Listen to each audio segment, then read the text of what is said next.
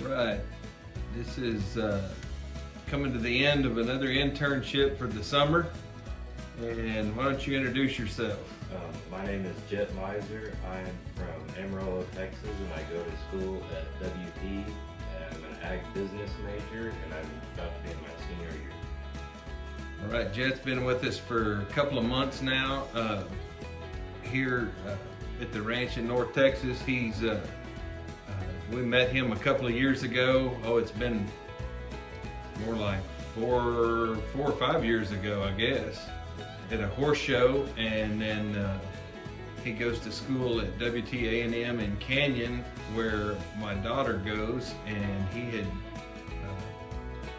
we had talked to him about maybe coming and doing an internship, and he had gotten excited about coming to do that, so he's been here for 2 months this summer.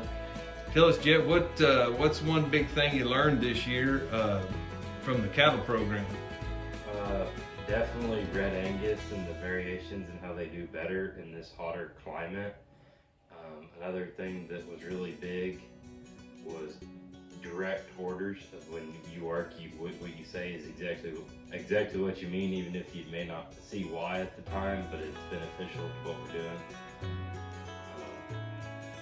Another big thing about the cattle program is making sure to work them early in the morning before it gets too hot. It's really hard to work them. Okay.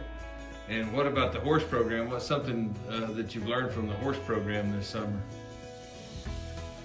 The amount of time is not really going to be the biggest factor in making a horse. A good 15 minutes of good training and good time spent with them does a lot more than riding them for 2 or 3 hours as far as training them goes. Yeah, especially when it's this hot and the horses, if you give them quality time, it sure beats quantity time. And it's kind of like an old friend of mine says all the time, that if you feed a pig enough, you feed a pig a little bit every day, that pig's going to get fat after a while. So.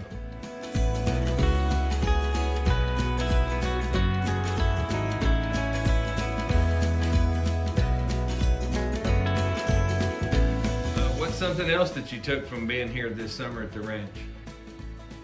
Liquid IV and Gatorade can save your butt when it's as hot as it is down here.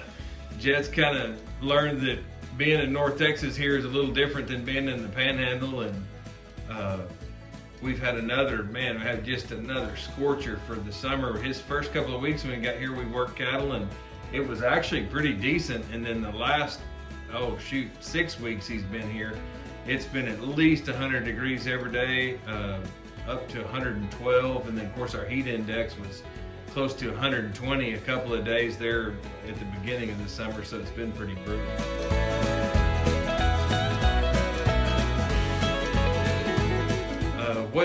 What do you think is some things that you could tell people if they want an internship here with us at the ranch? What do you think would get them and want them to come here and join us? It's definitely great for people that may not have been immersed in cattle beforehand.